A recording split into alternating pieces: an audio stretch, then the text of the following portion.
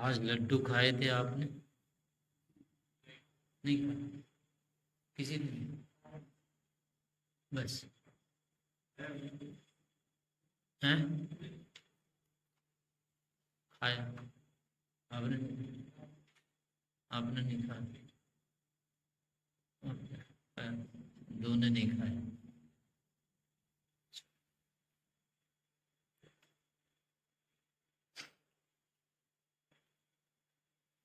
तो जिन्होंने नहीं खाए, जिन्होंने खाए, उन्होंने लड्डू खाए या लड्डू ने उनको खाया?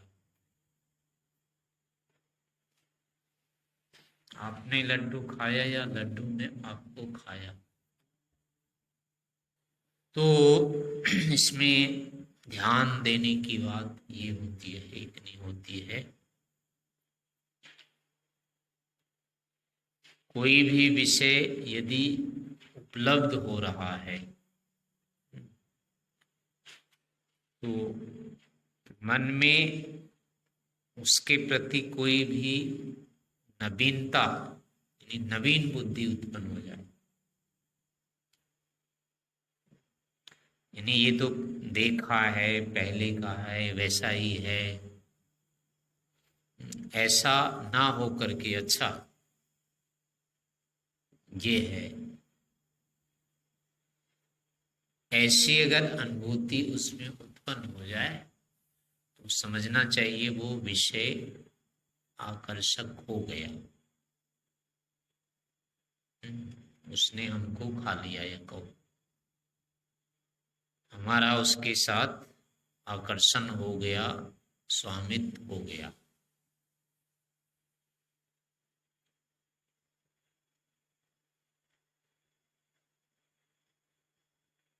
और यदि उपलब्ध होने के बाद ऐसी कोई उत्सुकता नहीं उठी उसमें, अरे वाह क्या है, वही है, तो ऐसी चित्त में थोड़ी सी भी उत्सुकता का होना जो होता है, विशेषता आना, वही विशेषता क्या होती है, विचलन होती है। चित्त की अवस्था को जिसको कहेंगे डिग गया, विचलित हो गया, वही अवस्था उससे आकर्षित होने की है। और इसकी प्रतिक्रिया भी राग रूप में बदलती है।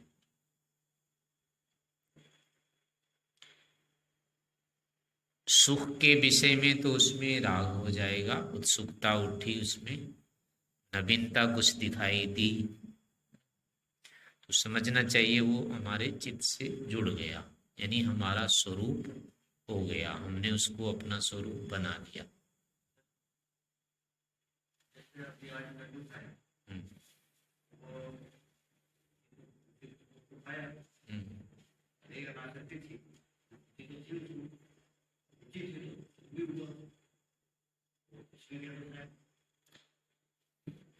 उसमें यही है कि वो लगना चाहिए कितना भाव, यानी कि एक तो जैसे देख करके प्रसन्नता हुई कि कोई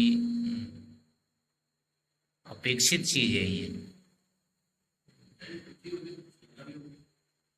नहीं, रुचि का मतलब एक है कि ये अनुकूल है, शरीर के लिए अपेक्षित था और अनुकूल है ये, बस इतना भाग रहना।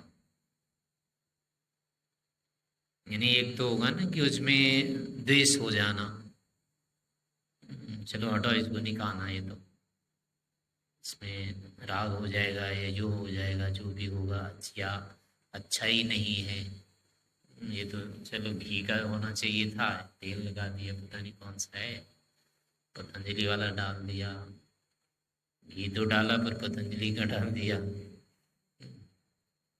या फिर तेल डाला तो रिफाइन का डाल दिया,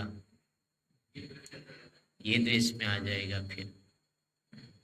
यानी वो चीज तो रह गई कि अगर घी की होती, गौ घी का होता, तो मतलब हमारे लिए ये तो सिद्ध होगा ना कि ग्राह्य था। तो अगर ये ग्राह्यता रखते हुए फिर हो गया कि नहीं वो वाला चीज हो गया, इसमें तो तेल वाला हो गया, वो तो इसका बन जाएगा। इतना भाग रखते हैं तो राग द्वेष हो गया। और दूसरा है कि ये तो विरुद्ध है,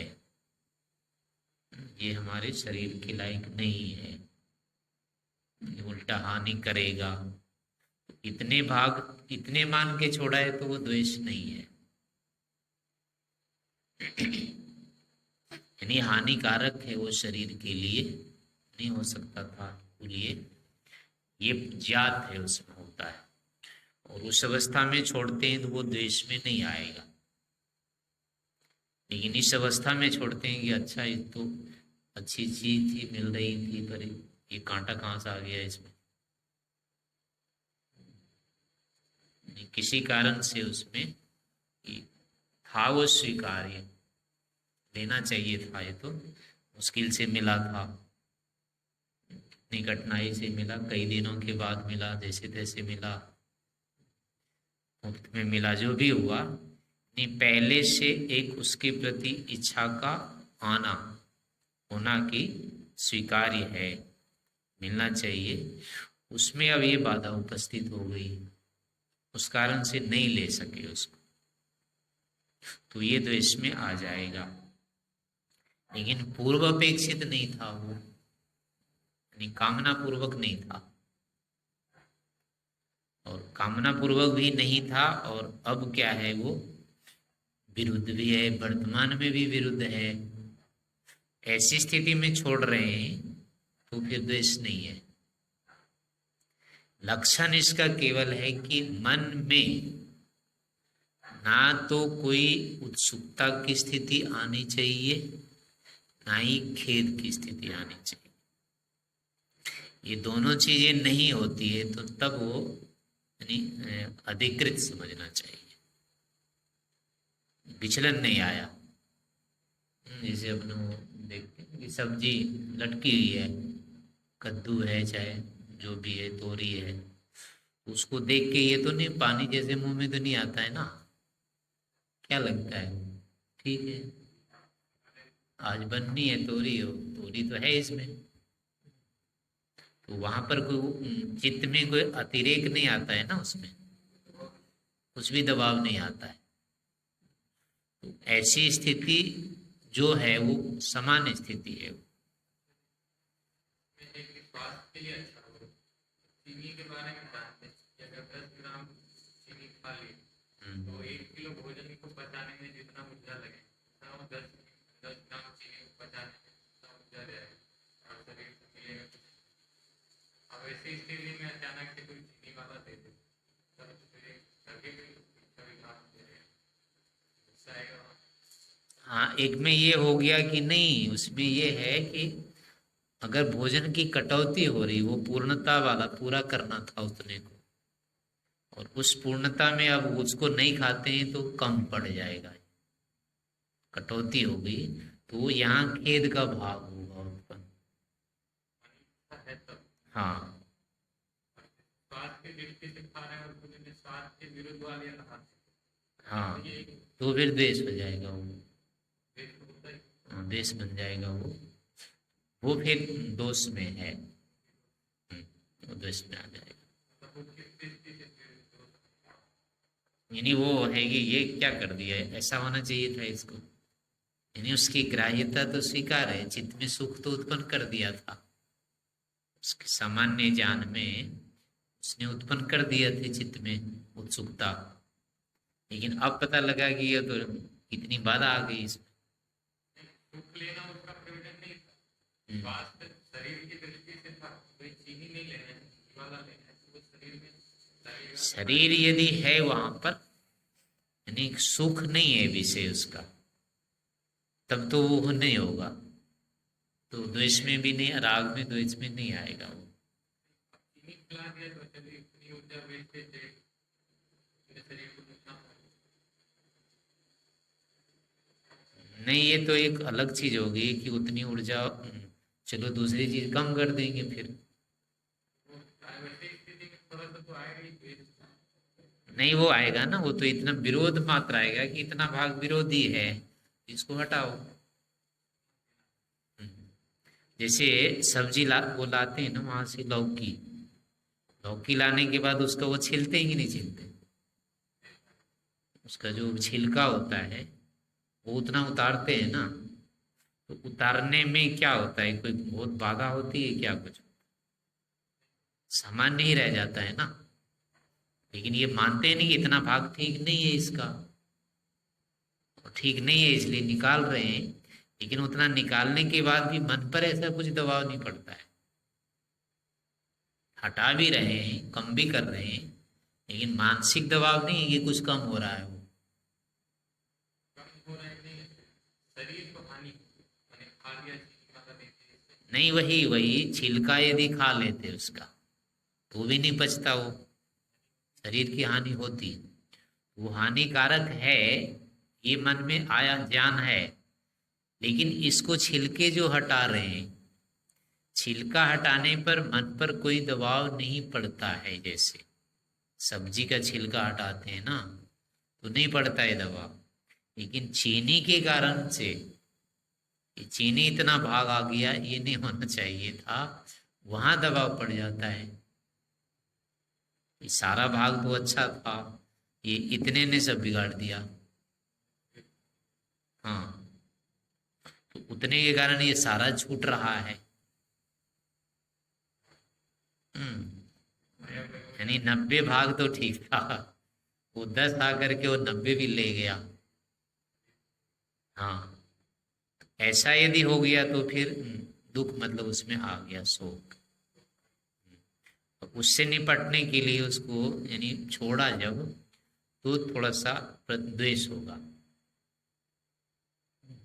लेकिन ऐसी स्थिति बनी रह जाती है, ये तो छिलका जैसे ही है, चलो ये तो खराब है, छोड़ो नहीं खाएंगे इसको, तो फिर कोई बात नहीं है। यानी लेकिन उसमें वो बंटवारा यदि कर लिया, इतना तो हमारा जा रहा है अभी, इतने के कारण से इतना जा रहा है, ये ठीक नहीं है, ऐसा यदि हुआ है तो ठीक नहीं, फिर द्वेष हो जाएगा। और ऐसा नहीं हो रहा है तो ठीक है ही नहीं, पूरा ही चला गया, ये तो है ही नहीं खाने लायक। जैसे जो है ना तीखा वाला वो होता है, तोरी होती है, तीखे वाली तोरी पूरी फेंक देते हैं। कड़वी होती है ना कोई, छोटा वाला आता है प्राय, एक कड़वा सा आता है, एक तो मीठा आता है, उसको पूरे के पूरे फेंक देते हैं ना, कड़वा लगता है तो उसमें नहीं होता है, नहीं कुछ घाटा हो गया। लेकिन हाँ, जो भी नहीं, यहाँ मानसिकता देखनी है। जैसे कड़वे को, नहीं कड़वा करेला को नहीं फेंकते, लेकिन कड़वी तोरी हो तो फेंक देते हैं। हाँ, ककड़ी हो, खीरा हो, जो भी हो, उसको फेंकने में लगता है फेंकना पड़ रहा है, क्यों, कड़वा निकल गया, नहीं फेंकना नहीं चाहते हैं उसको और फेंकना पड़ रहा है वहां पर, वो यहाँ मन पर पड़ रहा है प्रभाव। हाँ, लेकिन पूरा ही कड़वा ही रहता है, सड़ा हुआ रहता है, तब उसको हटाते हैं, फेंकते हैं, तब कुछ नहीं पड़ता है मन पर प्रभाव। ऐसे ही यहाँ पर भी पूरा का पूरा छोड़ रहे हैं चीनी के कारण या किसी के कारण से, लेकिन मन पर कोई अंतर नहीं आ रहा है, सामान्य है बस वो, ठीक है, ये तो अनुकूल ही नहीं है, इतना ही हो गया, तो अब द्वेष नहीं होगा उसमें।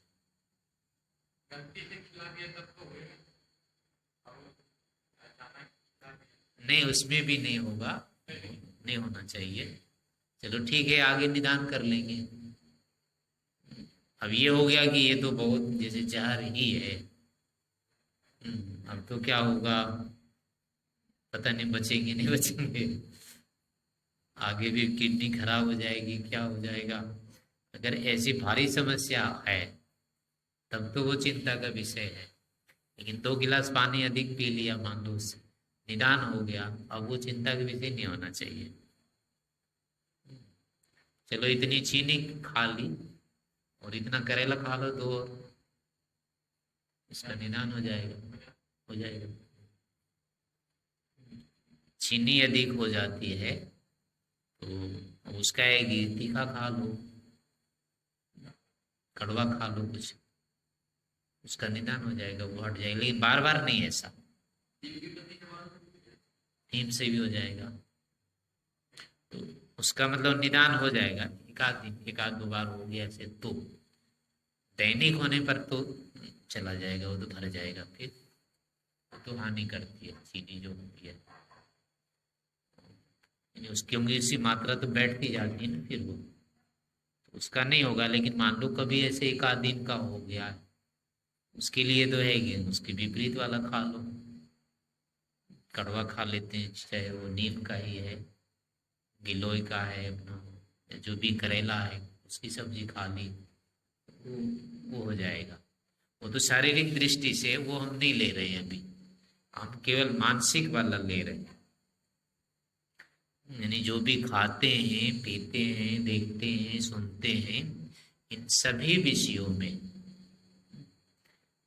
जब वो नया नया होकर के हमको ग्रहित हो रहा होता है तो क्या होता है, फिर वो हम उससे आकर्षित होते हैं। वहां इसका मतलब हुआ हमारा मन विचलित हो रहा है, वो स्थिति नहीं आनी चाहिए, चाहे रस में है, चाहे रूप में, गंध में, किसी में है। यानी एक सामान्य स्थिति अगर चित्त की रह जाती है, नया पुराना नहीं लगता है, और उस अवस्था में उसका ग्रहण कर लेते हैं, चाहे देख लेते हैं, सुन लेते हैं, खा लेते हैं, तो उसमें दोष नहीं आएगा। तो यानी राग के संस्कार या कुसंस्कार मिथ्या जान के नहीं बनेंगे। लेकिन ऐसा नहीं हुआ, मन में आ गया, तो अब समझिए कि फिर अविद्या के संस्कार बन जाएंगे या बन गए। यही विषय से अभिभूत होना होता है। जो खाने वाले पदार्थ के लिए कहा जाएगा कि उसने खा लिया, हमको खा लिया। अगर हमको ये रह गया कि बहुत अच्छा था और मिलना चाहिए था, कल भी होना चाहिए था, तो ये लक्षण उसका है कि हम उससे अभिभूत हो गए,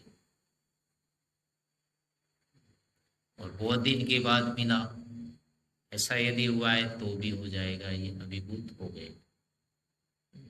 और एक हुआ कि ठीक है अपना आज का भोजन है, खा रहे हैं बस, यानी कोई अंतर आगे पीछे हमने कोई योजना नहीं बनाई, उसमें जुड़ा नहीं, भविष्य नहीं जुड़े, ना अतीत से ना अनागत से, वो अनागत अतीत का विषय नहीं बना। जो अतीत अनागत का विषय नहीं बनता है, केवल वर्तमान वर्तमान तक रह जाता है, तो समझो हमारे चित्त पर उसका प्रभाव नहीं पड़ा, वहां चित्त का संयम यथावत है। पर अतीत अनागत अगर जोड़ रहे हैं उससे, तो अब वो हमारा चित्त उससे अभिभूत हो गया है, ने उसके संस्कार बन गए, बना लिए। तो ये सभी विषयों में ये ऐसा लक्षण होता है। तो सुख से संबंधित वाले में राग के बन जाएंगे संस्कार, और जो हटाने वाला है, द्वेष वाला है, उसमें द्वेष के संस्कार बन जाएंगे। तो विचलन ही उसके लक्षण है, अतीत अनागत से जुड़ना ही। ये कल भी ऐसा जो अनुकूल हुआ तो उसमें लग जाएगा कि आगे भी ऐसा होना चाहिए, ये अगर हो गया तो समझो अभिभूत हो गए। और आगे के लिए नहीं बना तो ठीक, कोई बात नहीं, फिर बाधा नहीं है, भले ही खा लिया, जो भी होगा। कुछ भी खा सकते हैं, कुछ भी पी सकते हैं, कुछ भी देख सकते हैं, जितना हमारे लिए शास्त्र विहित है, उसको देखने, सुनने, छूने जो भी है, उसमें ये विचलन की नहीं स्थिति आ रही है तो संयम के अंतर्गत आएगा। उस विषय के सेवन में दोष नहीं है। लेकिन ये वाला थोड़ा सा भी अगर विचलन करता है तो ये द्वेषवाद यानी विचलन की स्थिति है, असंयम की स्थिति है। तो यहाँ अब अज्ञान कारण रहता है। यहाँ पर कारण वही है कि उसको हम आत्मा का भाग समझते हैं, यानी मेरी आत्मा में ये जुड़ता है, जुड़ेगा, ऐसा हम उसको मानते। तो अस्मिता क्लेश होगा, या राग द्वेष आदि सारे होंगे। तो इसीलिए अब इससे बचने के लिए मतलब फिर यहाँ पर उसका प्रतिपक्ष जो कहेंगे वो इस प्रकार का होगा, ये मानना चाहिए नहीं वस्तु तो ग्रहण का ग्राह्य है, जैसे भोजन है, अब वो अच्छा से अच्छा भोजन होना चाहिए, जो भी उत्तम से उत्तम भोजन है, खाद्य जो भी पदार्थ हैं, तो वो यदि मिलता है तो उसका निषेध नहीं होगा, खाना तो है उसको। लेकिन खाने के बाद वहां मानना क्या है, उसमें जो भी, चाहे वो मिठास है चाहे सुख है, वो इसका भाग है, इसी में रहेगा, वो उससे अपने में नहीं आएगा।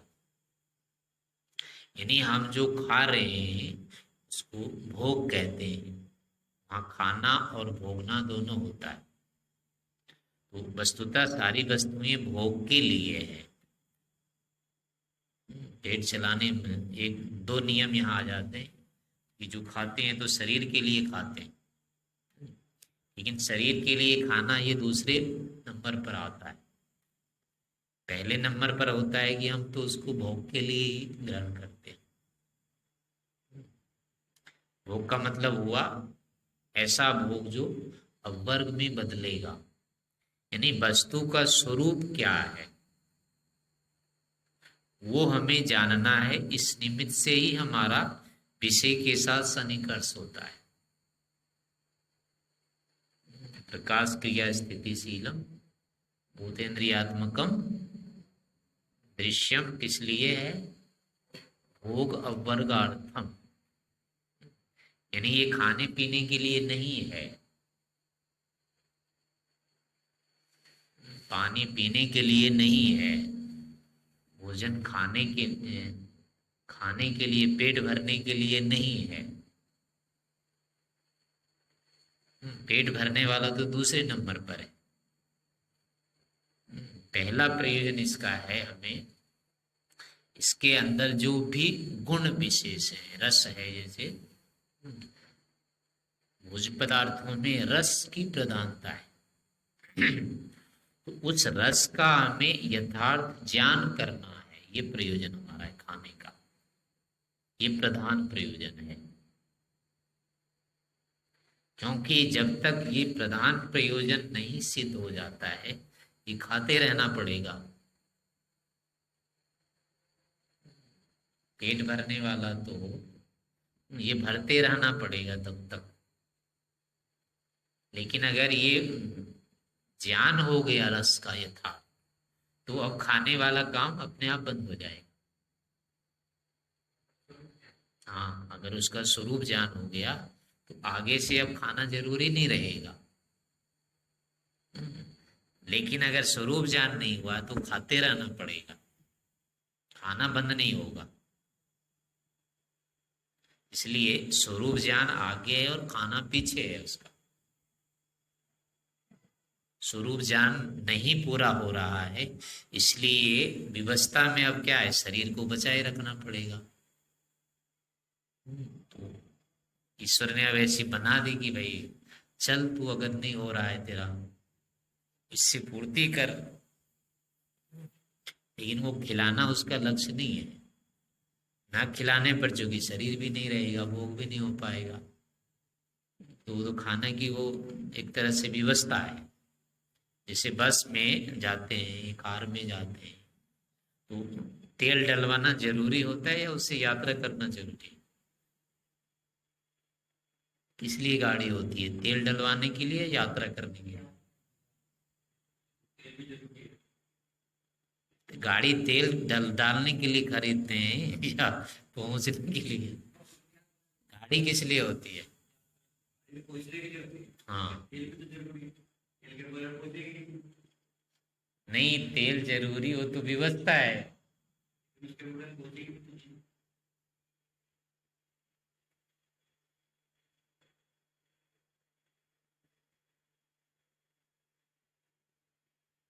उसके बिना नहीं पहुंचेंगे ना, वो तो लेकिन वो प्रयोजन नहीं होता है ना हमारा। तेल अगर नहीं डलवाते हैं ना तो गाड़ी नहीं चलेगी, लेकिन फिर भी हम चाहते हैं क्या तेल डलवाएं? तेल डलवाने में हमको प्रसन्नता होती है क्या? यात्रा करने में जो प्रसन्नता होती है, तेल डलवाने में वही होती है प्रसन्नता। नहीं, यही भाग नहीं समझ पा रहे हैं ना, इसको वो कीजिए। तेल डलवाना हमारी व्यवस्था है, वो उसमें हमको कुछ सुख नहीं है, उससे हमारा सुख थोड़े हो रहा है कुछ। सुख तो हमारा प्रयोजन जो सिद्ध हो रहा है ना, उसकी यात्रा से हो रहा है। गाड़ी यात्रा के लिए होती है, तेल डलवाने के लिए नहीं होती है। तेल तो डलवाना पड़ता है, उसके बिना नहीं चलेगी वो। लेकिन उसके लिए थोड़े है कोई खरीदता है गाड़ी, मैं पेट्रोल डलवाया करूंगा, मैं डीजल डलवाया करूंगा, ऐसा सोच के कौन खरीदता है? गाड़ी तो इसलिए खरीदते हैं ना, मुझे वहां जाना है, वहां जाना है, वहां जाना है, वहां जाना है, वही गिनती होती है। गाड़ी उसके लिए होती है, ना कि तेल या पेट्रोल के लिए। कोई नहीं सोचता है कि मैं पेट्रोल पंप पर डलवाऊंगा या फिर मैं अपने घर में लाके डलवाऊंगा और ऐसे डालूंगा वैसे डालूंगा। ये कौन सोचता है? इसलिए नहीं सोचता है कि वो कौन चीज है, लेकिन उसके बिना भी नहीं होता है, वो व्यवस्था है। तो ये खाना व्यवस्था है, प्रयोजन नहीं है ये पेट भरना जो है ये व्यवस्था है, ये साध्य नहीं है हमारा। लेकिन इसके बिना नहीं चलेगा, काम भी नहीं चलेगा। इस कारण ये तो करना पड़ता है, लेकिन हमारा प्रयोजन नहीं होता है। प्रयोजन तो खाना ही होता है, खाने के लिए खाना चाहिए, पेट भरने के लिए नहीं।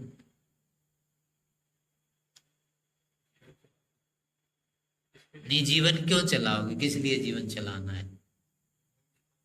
हाँ, मोक्ष पाने का मतलब क्या हुआ? जीवन को छोड़ना, और क्या है मोक्ष? जीवन चलाते रहना थोड़े होगा मोक्ष।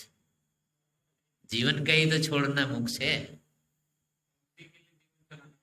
नहीं तो जीवन छोड़ने के लिए जीवन क्यों चलाएंगे? वो सबका विद्या भी इसीलिए प्राप्त कर रहे हैं ना कि ये छूट जाए।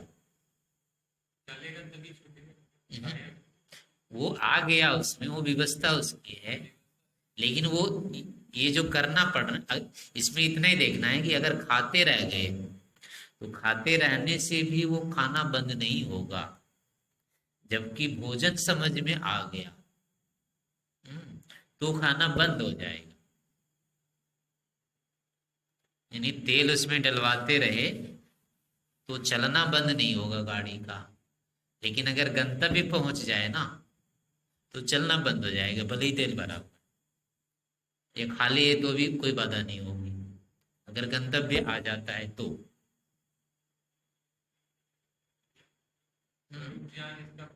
हाँ, स्वरूप ज्ञान प्रयोजन है। जो भी संसार है भोग के रूप में है, इसका हमको ज्ञान करना मुख्य है। लेकिन वो ज्ञान चूंकि शरीर पूर्वक होता है, उसके बिना नहीं होता है, वो एक अलग चीज है, लेकिन प्रयोजन वो नहीं है। प्रयोजन तो इसका स्वरूप ही ज्ञान है। तो रस है, वो भी एक इसका गुण है। जैसे रूप है, रस है, गंध है, सब इसके गुण हैं। उस गुणों से हमको होना चाहिए यथार्थ ज्ञान, उस गुणों से हमारा पार्थक्य होना चाहिए। तो वो तभी पार्थक्य होगा जब ये लगेगा कि ये मुझसे जुड़ने वाला नहीं है, ये इसका ही धर्म है। यानी उसमें जो अच्छा लग रहा है ना, भोजन जो अच्छा लग रहा है खाने में, वो अच्छाई उसकी है, भोजन की है। अभी जो हम अच्छा लगता है ये जो कहते हैं ना, ये अपनी प्रतीति के आधार पर बोलते हैं। यानी लड्डू खाने में अच्छा लग रहा है, तो यहाँ दो विभाग हैं। वो उस अच्छाई को, एक तो हमें अच्छा लग रहा है इस कारण से वो अच्छा, दूसरा है कि वो अच्छा है, यानी वो अच्छाई उसमें है। तो यहाँ पर ये मानना पड़ेगा कि ये जो अच्छाई है ये लड्डू की है। तो लड्डू का होने से क्या होगा, अपने में नहीं आएगा, ये उसमें ही रहेगा ये।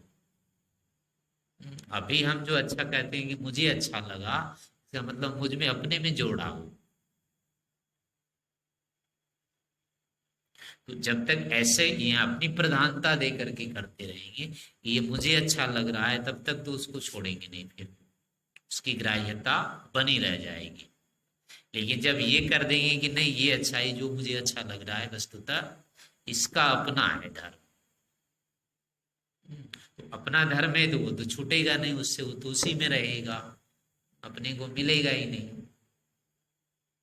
अब होगा कि फिर हम इसके लिए क्यों लालायित हो गए, जब दूसरे की चीज है अपने को मिलना ही नहीं है, तो हमारा दूसरे का रहे अपना क्या करना। यानी कि उसका अपवर्ग का ये आ जाएगा भाव। जब तक ये नहीं आ पा रहा है ये इसके स्वरूप हैं, मेरे मेरे में नहीं मिलने वाले, इसी में सब दिन रहना है, वही समझिए वो अपवर्ग की स्थिति हो जाएगी। तो अब उसमें दूसरा भी जुड़ जाएगा, सुख वाला भी भाग है वो भी उसी का है, उसके साथ दुख भी है। दूसरे जो दो धर्म और हैं वो भी हो जाएंगे कि ये भी इसके हैं। अभी हो जाता है कि ये हम भी बुरे हो जाते हैं इसके कारण, दुख जो होने लगता है उस दुख को अपना मान लेते, उसका नहीं मानते। अगर उसका दुख माने तो हम सटेंगे नहीं उससे फिर, और अपना मानने के कारण व्यवस्था ये अलग कैसे हो गई।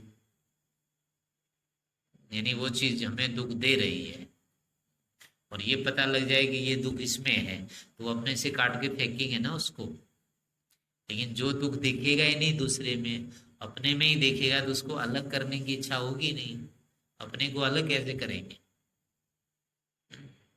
तो चाहे शरीर है, चाहे विषय है, चाहे कोई भी संबंधी होता, संबद्ध पदार्थ, उसके सुख दुख को हम अपने साथ जोड़ लेते हैं।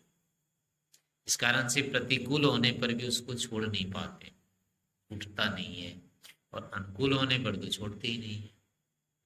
तो इसलिए दोनों ही स्थितियां हैं, चूंकि उसका अपना धर्म है उस पर डाल देना चाहिए।